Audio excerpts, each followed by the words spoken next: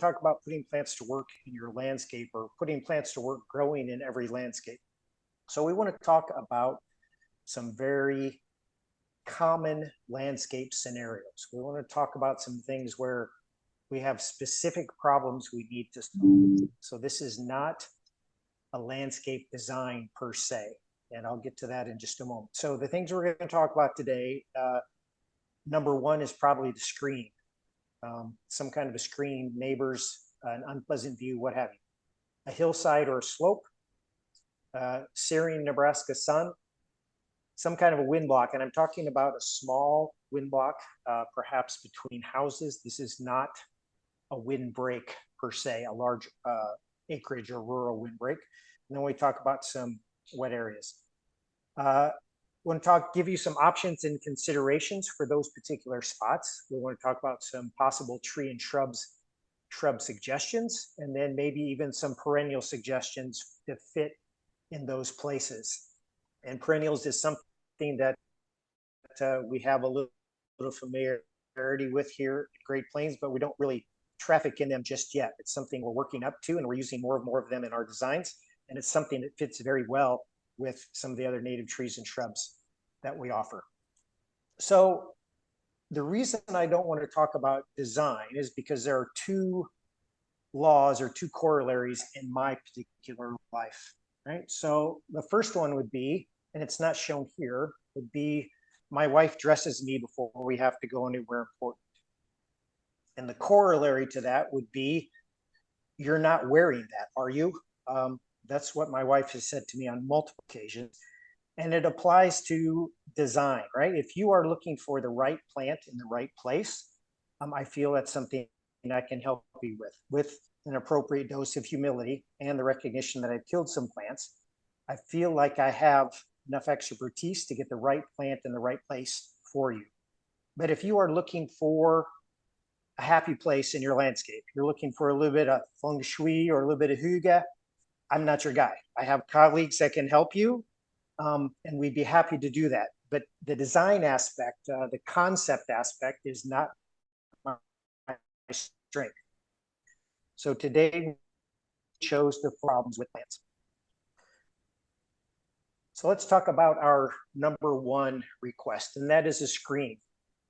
Perhaps you have this site next to you.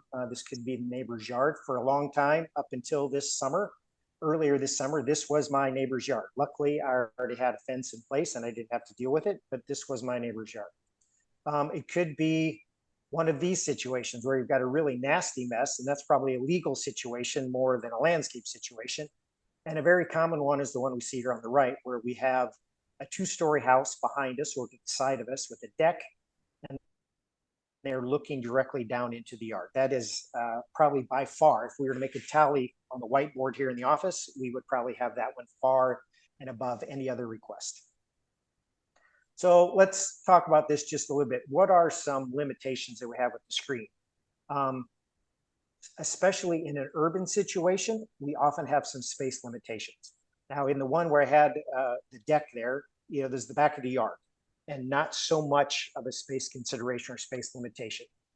But on the side of a house, you may need the height, but you often don't have the width or the depth. You don't have that much space to give. If you were to drive through many new urban developments, the houses are very close together, the lots are very narrow, and you are right on top of each other. So you're looking for a screen, but you don't have a lot of space to work with. And you're also dealing with the issue of instancy, that that deck is there now. My family is exposed to the prying eye of the neighbors now, and I'd like to solve that problem now. And that can be an issue. So some things to consider is that maybe we talk about a high and a low screen. Maybe we decide, how can I combine some elements together to make a two-layered screen? If we have some depth, maybe we can stagger some things. And then you may have to use a local design element. By local, I mean you may have to put a bamboo screen at the edge of your patio until the trees get large enough to be able to provide a screen. So a couple of options for us. The first one would be the Taylor juniper. This is by far the go-to screen. This is a native of the eastern red cedar, or sorry, a variety of the eastern red cedar. and it fits the screen application perfectly. It's only about 4 or 5 feet wide at maturity, 20 feet tall at maturity. You can see in this picture, this is a great picture of what the Taylor juniper does if it's left alone. You put it in the landscape, you get it established, you don't have to water it much, and that's what it does. It makes this tight columnar screen. Now, if you put those really close together, you'll have a pretty good visual screen. As with just about any evergreen, you really don't want them touching each other when they get to maturity because they will shade themselves out and then you will begin to lose needles. So you got to be a little bit careful, but if you put them on 4 or 5 foot centers, you're going to be good for quite a while and you'll have a nice screen. This would be an opportunity maybe to put something staggered in between them to give you a little bit of temporary visual block while these get up to height. I've mentioned they are fast growing, or I guess I didn't mention that. I mentioned lined or staggered. You can make them a single row. You can stagger them. They are fast growing and they are much like kids in that, you know, they grow really fast up at top. They stretch out and they're not very well filled in. And it takes them a while to fill in at the top. So you can fill in after that. Another option for you would be the prairie gold aspen. And this is an interesting option because the tree itself, if you were to plant a single tree, it's actually probably, I mean, books say it's about 20 feet wide and 40 feet tall. And if you plant them that far apart, that's how big they get. You see that width in them. Now, these particular trees in this picture are back here behind the office, and they're about 4 or 5 feet on center. And you can see how tall they've grown. There's a grove of 3 of them there. You can see how tall they've grown, but yet they're only about 6 to 8 feet wide. So they've maintained a narrow character, even though as a single tree, they might be much wider. And this is actually probably a pretty good emulation of what you would find in nature. If you were to go to, say, Southwest Colorado, somewhere in Utah, where they have large colonies of prairie gold aspen or aspen in general, you would see lots and lots of very tall, very straight trees that are probably really close together. So you get this grove appearance. So this is something that would work as well. Now there could be an instance where maybe it reaches over the fence a bit or it reaches into your living space in the backyard, but it is something that could work as a screen and it gives you the high screen very quickly. And you could put something at the bottom if you felt like I don't want to build a fence. You could put some shrubs down at the bottom where you've got the bottom block and then you have the taller block on top with the foliage of the tree. It is deciduous, so if you're going to suntan in the winter, your neighbors would be able to see you. All right, so let me speak for a moment to arborvitae. So arborvitae is something that is used frequently around here. If you go to any garden center here in Nebraska, you're going to find arborvitae. If you tell the your assistant there, or the employee there, that you're looking for a screen, they're probably going to go to the arborvitae section first. So do they work as a screen? Yes, absolutely. They work as a screen. There's a lot of cultivars. They grow quickly. They fill in. They're evergreen. There's so many components of a screen that they fulfill. They are used often. Do they die spontaneously in Nebraska winters? Absolutely. You will see rows of established arborvitae either as screens or as accents in the landscape. You will see one dead one right in the middle after rather seemingly innocuous winter time. So if you think that, yeah, I'd really like the look of an arborvitae, there are multiple cultivars that give you different sizes, widths, and heights. But, you know, my experience is kind of limited in terms of installing these, but it seems like the smaller ones seem to do a little bit better than the bigger ones around here. But don't quote me on that. I think a lot of it has to do with siting and where they are, how they are taken care of, and their exposure during the winter time. So if you feel like, yes, I want to go with the arborvitae, another differentiation would be these are a little bit softer in texture than the Taylor juniper. So, you know, if your kids have to go chase the ball into the screen, they will get poked by the Taylor juniper, whereas this, it will feel a little bit softer. So if you feel you have to go this way, I would just tell you to proceed with caution and make sure you temper your expectations because you could lose them any given winter time. So the next example would be a hillside or a slope. And this is a customer that we just took on a design job for, where we did some design work around the front of the house, and they asked us to work with their hillside or slope. Perhaps you don't want to put in a retaining wall. And I can imagine why that is. I mean, there is a certain amount of expense, there's a certain amount of expertise, a certain amount of equipment involved with building a retaining wall. And that particular picture was the slope behind either a 2 or 3 stall garage. So it's a big space. And so then that's not just a little bit of landscape block from Menards. That is a large job of excavation, making sure you've got the ground prepared correctly. So that is not just a weekend job.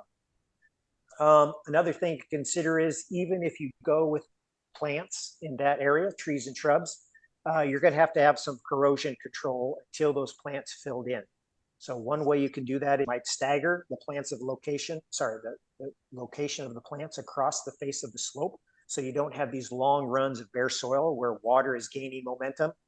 And then you might have to mulch or use some kind of a straw erosion control mat. And you could probably plant right into the erosion control mat. I would avoid landscape fabric, but mulch or control mat might work for you pretty well. And then I challenge you to think outside the box. It'd be pretty easy to just cover that with a single layer of the same type of plant material. But think about trees. I mean, if you had an affinity for the mountains, you could take that slope, a couple of boulders, some prairie gold aspen, and some perennials, and now you have a little bit of a mountain scene in the back of your house there. You've got some height. It's kind of taken a little bit of height out of the hill. You have a plant that grows very well, very rapidly, so it's going to put out roots and hold some of the soil. And the tree canopy is going to protect the soil as well. You're not going to have pounding rain hitting the soil. It's going to get deflected or absorbed or at least retained for a bit by the leaves of the tree. And then don't forget perennials, ground covers, and grasses. So a couple options for us. The gray owl juniper. This is another variation of eastern red cedar. This is a tough plant. And, you know, as you're walking through garden centers, wherever, if you see this gray-green look, and you'll see it in some evergreens, such as the Taylor juniper, such as the gray owl, you'll see it in Pawnee butte sand cherry. You see it in some of the perennials, such as sage or Russian sage or artemisia, yarrow. That gray, green, silver look is an indication of I'm tough in drought. Okay, I can handle dry, tough conditions. And so this is one of those plants that can do that. You're going to have a shrub that is a foot, 1 to 2 foot tall. It spreads to 5, 6 feet wide. It is one where you're going to have to watch for bagworms. The eastern red cedar is susceptible to bagworms. And so keep an eye on that if you decide to plant this. Gray dogwood. Gray dogwood is another option where we are in the 1 to 2 feet tall range, maybe a little bit taller. This is a plant that has some white flowers, and then in fall you see the red color in the berries. So we have some wildlife attraction capabilities here. It does fill in by suckering, but it doesn't run a lot. So you don't have a plant that's constantly trying to escape. And generally speaking, if you have a perennial or a shrub that has some suckering tendencies and it begins to run out of where it's supposed to, you can just prune those off with a spade, a tile spade, and kind of keep it in control. It is adaptable to dry and moist conditions, so it would work just about any exposure that you've got. Grollo sumac is another option. You have the nice lobed leaves. You have the nice fall color. It's a little bit bigger, and this was an interesting one because I looked at probably 3 or 4 different references trying to come up with some sizes for you.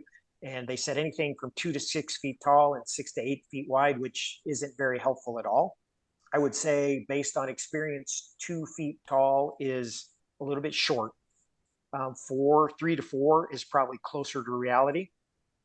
And it roots where the stems touch the ground. So this works great on a slope. Again, if you've got a slope where you have some options to get some intermediate erosion control, this is something that can take over and fill in well and begin to bring soil retention to that hillside. It does respond well to pruning and hedging. So if you feel like, okay, it's getting a little bit tall, it's okay if you just hedge it back. Sharp hedgers, you could probably even use the a power hedgers if you need to. Sometimes the power hedgers or electric hedgers, they rip more than they cut. So you'd want to make sure you've got sharp blades. Pruning each and every one of those with the hand pruners is probably going to be a very time intensive activity. So find your balance there, but it does just respond well to pruning and hedging. And I think there's probably a continuum. Is it a pleasant smell or is it an annoying smell? I will leave that up to you to decide what you think that is. Coralberry and snowberry are other options. These are native options for us. These are options that give us some, these are plants that give us some options for the shade. You have, they sucker to form colonies. Let me go on to my next page there. And they are adaptable. So they're going to be dry, could be wet. They do form a colony, but they can require some tidying up. So they can get a little bit ragged looking in terms of leaves being bare or stems being bare. And you could probably tie them up by pruning. You may just prune back a little bit. I don't know that you have to take them all the way down to the ground, but they're not going to be hurt if you take off a good portion of the tops in the late wintertime to kind of force some new growth, to force branching, or to force leaves farther down the branches. The coralberry especially, which is the pink blooming one, let me go back. The pink blooming one, you can see in this picture, we've got a little bit powdery mildew. So finding a balance of sun and shade. I think if you were in complete shade, you would probably not be happy, and it would probably maybe eventually run itself out in terms it would eventually die out. And then you'd probably also be blessed if you were by annual cases of powdery mildew. So next option, searing Nebraska sun. So this is a tough one. This is probably the toughest of all of the scenarios we've talked about. And you can see here, this is the development. I just pulled this off of the internet. And you can kind of see where I got it from, but when it blows up, it's not very good. But you can see this is probably a stereotypical housing development. All the houses look the same. The lots are the same. You can see the space between the lots. You know, if any of those people put a patio out and have a barbecue, you might as well just invite them over to your house for dinner because they're going to be right there anyway. So this is a tough situation where they're all close, or perhaps you've lost a tree like this in a storm, or perhaps a silver maple or an ash needed to come out because of age. It's reached its expiry date and they need to come out. So we've gone from this element of time where we've gone from shade to instant sun, right? And getting back to shade takes us a while. So this is a tough scenario to come up with or to deal with. And as hard as it is for me to say it, but I'm very close to the place of having to deal with it myself. It takes patience. And I would really encourage you to avoid the temptation of a big balled and burlap tree. So does balled and burlap tree give us instant gratification? Yes, it does. I can go to a store. Any of a number of garden centers are going to sell you a 3-inch balled and burlap tree. And all of the research says that that balled and burlap tree, 3-inch tree, is going to remain a balled and burlap tree for about 3 years.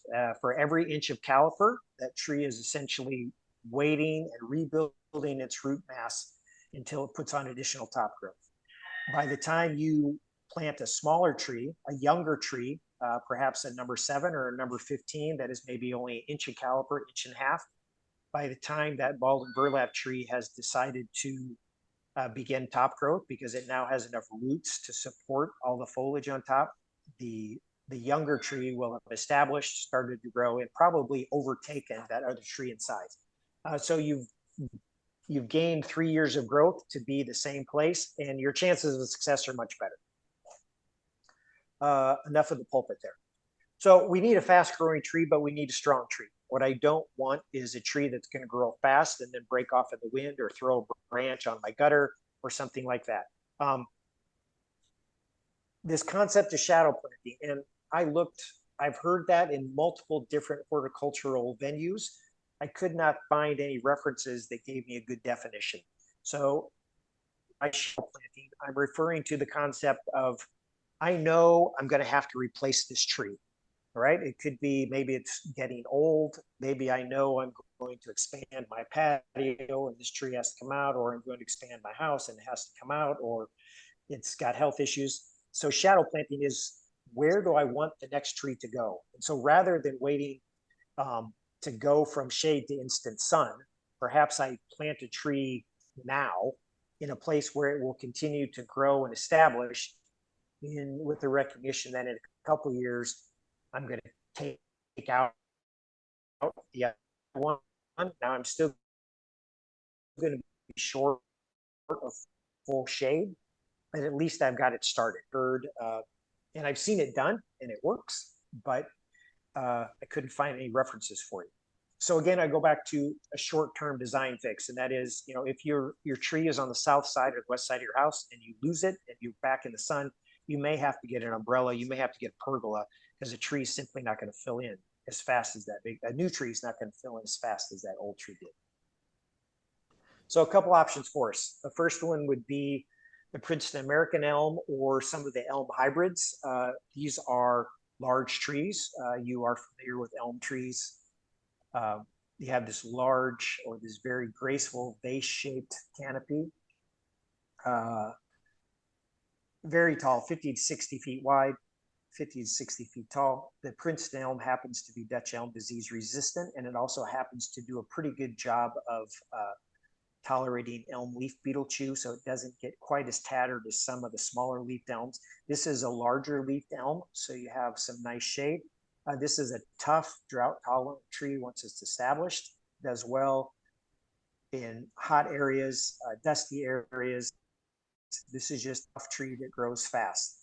However, on the downside of growing fast is you need some attentive pruning when it's young to make sure that you're not creating some branches that don't have strong scaffold connections, where that I would eventually maybe split a branch out later. And we can help you with that. We can certainly, our practice here in the nursery as these are growing is try to build that into the tree as it grows to try to minimize those problems. But we're certainly willing to talk to you about how you might do it once it gets into your landscape.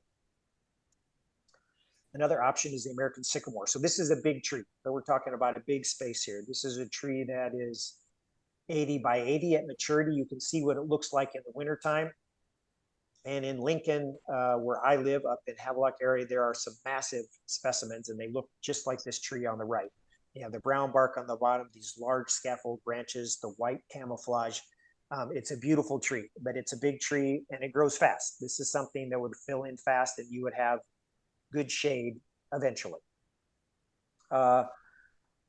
I've said all of these things, the winter interest, exfoliating camouflage bark. So an interesting cousin to this tree is the London plane tree. And there are a couple cultivars. One is called Bloodgood, one is called Exclamation. So you have a tree that gives you much the same look, but in a smaller footprint. So the plane tree is maybe 60 feet tall and wide, maybe 50, 60 feet tall and wide, as opposed to 80 to 100 at maturity. You have the same bark characteristics, the same large leaves, maybe a little bit more pyramidal in youth, but they have the same rounded culture or round habit at the end. Okay, wind block. This would be, again, an urban wind block, a city wind block where maybe it is the wind tunnel between houses in a development, or maybe perhaps it is a corner where it comes around another building into your house. Again, if we're talking an urban area, we may have some space limitations. This gives us an opportunity for perhaps mixed trees and shrubs, or one or the other. It depends. And I put this last bullet point here. The plant choices depend on your available space. How much space do you have to give? How much space do you want to use to put in a plant? And that will define which plants you pick. And there's certainly other plants beyond the ones I've put in the presentation today. So the first one I would probably pick would be a viburnum. So we have, I think this is probably one called Blue Muffin on the left. I'm not sure which one this is on the right, but the picture you see on the right is very indicative of what a viburnum would do. And specifically, these are probably both arrowwood viburnums. So that is Viburnum dentatum. That is a native viburnum to Nebraska. A couple that we have would be called, one is called wet red feather, another one is blue muffin.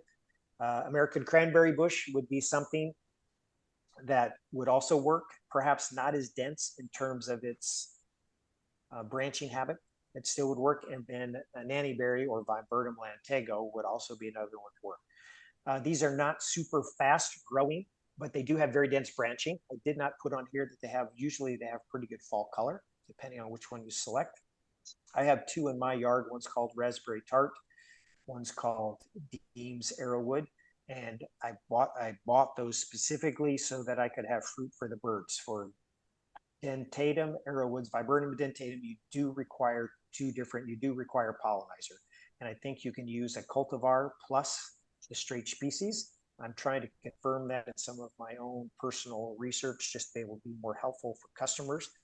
But you'll always get blooms, but for dentatum viburnums, you won't get fruit if you don't have a pollinizer.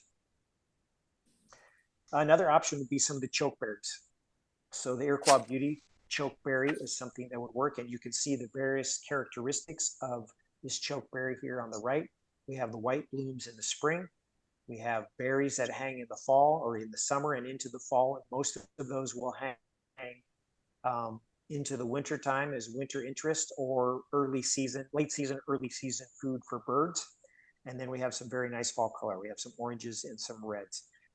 These are appealing as a windbreak because they are dense. They tend to be rounded habit. They tend to be dense branch. So even in the absence of leaves in the wintertime, you at least have a wind. You can slow the wind down. It may not be a block completely, but you can slow the wind down with that dense branching. There are some other chokeberries, and this is something you'd want to talk about. What are you looking for? There are a couple of the chokeberries that maybe are a little bit taller, but they're also a little bit bare at the bottom. So if you've got the space, maybe you like the color or the habit of the taller one, maybe you want to consider some other plantings at the bottom to kind of fill in that space. And that would be the same. Oh, I'm ahead of myself. I'm going to go ahead and then I'm going to come back because the lilac kind of behaves the same way. So the common lilac has very dense branching, but you'll see there in the bottom bullet point, it can be a little bit bare at the bottom. And so some low growing plants might be helpful at the bottom, but it's okay with some pruning. So if you need to clean it up a little bit, and the pruning would not be a hedging, the pruning would be, we would cane it out from the middle, kind of bring down the height. Those lower branches still be a little bit bare, so we plant around them. This is grandma's lilac, so it's fragrant. This is the one that goes on the kitchen table. When they're in bloom, it fills the entire house. This is a tough plant. It is not a native plant, but it does very well in Nebraska. So now let's go back here to the Vanderwolf pine. So if you feel like you need an evergreen in your landscape, this is one of the smaller soft needle pines. Another soft needle pine would be the eastern white pine, probably a bit too big for a single planting in an urban environment, and it's not really fond of the wind if you know that's a windy spot. So this might be something that works a little bit better. This is from a native tree from western Nebraska.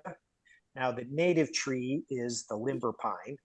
The Vanderwolf limber pine is a selection. It's a grafted variety.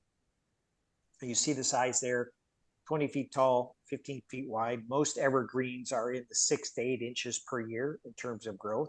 So this is a long-term project. It is a two-tone pine. So you can see in this picture, it would have been nice to have a close-up picture, but we've got some green and some gray. We have a two-tone needle. It emulates some of the firs, the look of some of the firs. So you have a nice color look, but it's native to western Nebraska. So if I tell you it's native to the Wildcat Hills of Nebraska, western Nebraska, that would tell you that maybe it's not so fond of clay and it's not so fond of wet soils. So this is something you've absolutely got to get it sited correctly. I've seen some very good ones, very good examples in Lincoln on berms, where they've planted them on berms, where you've got good drainage. You definitely don't want it the sprinkler hitting it, you've just got to be careful where you put it. It can be very successful around here, but you've got to be careful where you put it. And then finally, let's talk about some wet, moist areas. So I'm not talking about standing water. I'm not talking about a drainage issue where the neighbor's sprinkler runs into your yard in pools, although that could be part of the moist issue you're having.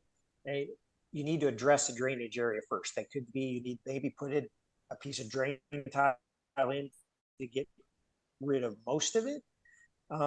Or the water needs to be diverted maybe on the fence line between the houses rather than through your yard. There are issues with saturated soils. I mean, if the soil is always squishy, if you walk back there, even in dry periods, and an example would be a sump pump. Somebody's sump pump is just charging. Saturated soils are difficult because your roots are looking for air exchange as well as water uptake. And so if the soil is saturated, if all the interstitial spaces of the soil are saturated with water, I'm missing oxygen. And so then roots are going to have an issue anyway. So that particular standing water, running water needs to be addressed. So something that might work would be some kind of a rain garden. And, that's a topic for another discussion. And there are a lot of resources out there for that, especially from the University of Nebraska, Nebraska Extension, to get you started on that. But that would be something where you might stand a better chance of getting some perennials to take, or at least in the wettest spots,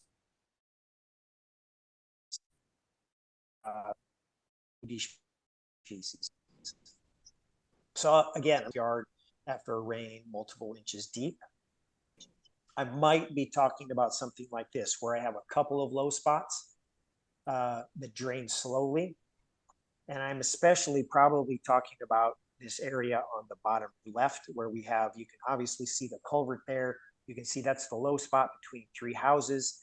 Now that would be perfect where it's going to be moist, and you can see that the homeowner didn't even mow around in there, probably because it's wet, soggy, and just hard to get. So this would be a perfect example of a place to be able to put in some moisture loving plants. You could cover up that culvert. You could cover up this area that's all wet. And you'd have, you could really find something that's visually attractive. So the silky dogwood, this is something that we use a lot in remediation. So by remediation, we have a soil cut somewhere, waterway remediation where there's been some drainage, or an NRD project where we have something that requires or will handle a lot of water. This is a big, wide, tall plant, or at least 8 by 10. It's not the best ornamental plant. It's a little bit of a workhorse, but if you've got a back 40 that's wet, or even that spot where there, and you're going to have a little bit of fall color, perhaps not as brilliant as some other things, but it will still work for you. Another option, which may be closer to, a preferred ornamental, would be the button bush. So about the same height as the silky dogwood. This is a plant where you see the flowers here on the right, where we have flowers that look like balls of fiber optic light.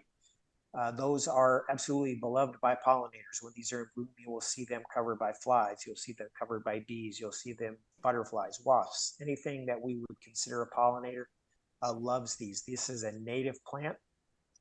Again, about 8 by 10, wide and tall, does well in moist conditions. Its native habitat is probably even in a riparian situation where you've got water nearby.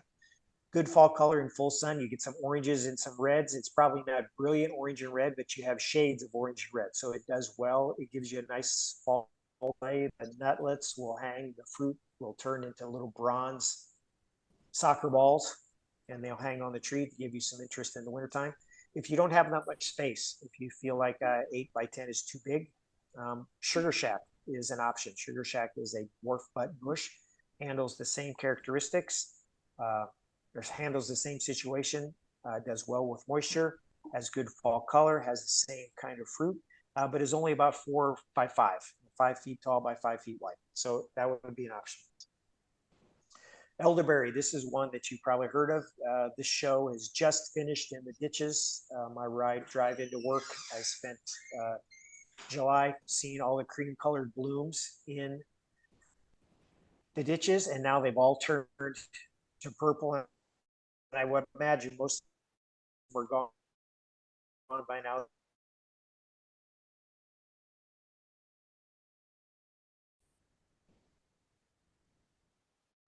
Ditches, and some friends that have them, is we have a plant that can be both well behaved.